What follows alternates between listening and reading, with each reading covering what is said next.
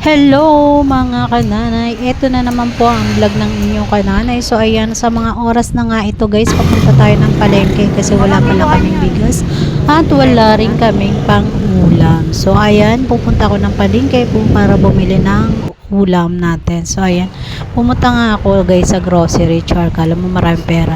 May bibilhin lang ako importanteng bagay na gagamitin sa loob ng bahay kasi wala na nga kami, tulad ng magic sarap. So binabahin nga pala ako guys, kaya napabili ako ng tissue. So ayan, hindi ko pa nga nababayaran pero ginamit ko na, pero babayaran ko naman sa counter. So saglit nga lang ako sa grocery guys, pumili lang ako ng magic sarap, bechin, asin. So sa hindi inaasang pagkakataon, nagkatagpo kami ng asawa ko kasi may bibilhin din pala siya sa palengke, bibili sana siya sa bigas.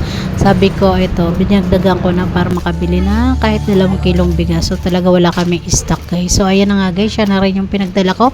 So mga time nga na guys, pauwi na kami. So hindi ko inasa magkikita kami sa palengke. So ito na nga guys, fast forward tayo. Magluluto na nga pala ako ng ating panang tanghalian, ay hapunan pala. So ayan, mali-mali na naman tayo.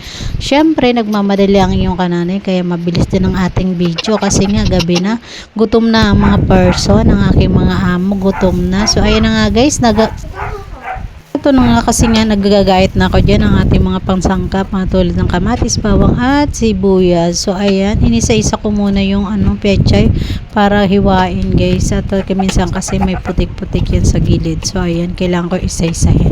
So ayan na nga guys, hiniwa-hiwa ko na ang mga gugulayan natin. Ang aking videographer pala si Kulit. So ayan, sa mga oras na nga na yan guys, tayo magpapadingas na guys. So ayan, syempre sa gatong pa rin tayo nagluluto guys. So ayun na nga guys, piniprito ko na nga muna yung maling guys, Liberty nga yan na luncheon meat guys.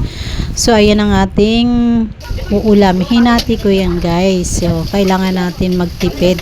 So ayan, para makatipid tayo, umili nga pala ako ng gulay. Ayan nga guys. So tapos yung kalahati ng Liberty guys na luncheon meat, yan ang isasawag natin. So bago ko yan sinawag, prinato ko muna para hindi siya madurog guys. So ayan, nagisa ko na nga lahat ang mga sangkap guys, at ayan, ginigisa ko na ang gulay, hinalo ko na guys. So ayan, syempre hindi pwedeng walang pampalasa yan guys. Lagyan natin yan ng magic sarap, ajinomoto at konting toyo nga pala guys, nilagyan ko yan guys. So ayan, so malapit na nga palang maluto yan guys sa mga oras na yun, at nilagyan ko din siya ng paminta nga para masarap yan.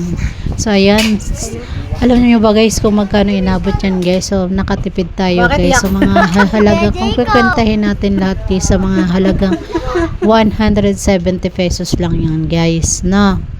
170 pesos. So ayan na nga guys, luto na. So ayan, sandukin na natin ang ulam, at yan ang aking video for today. Bye bye, thank you for watching.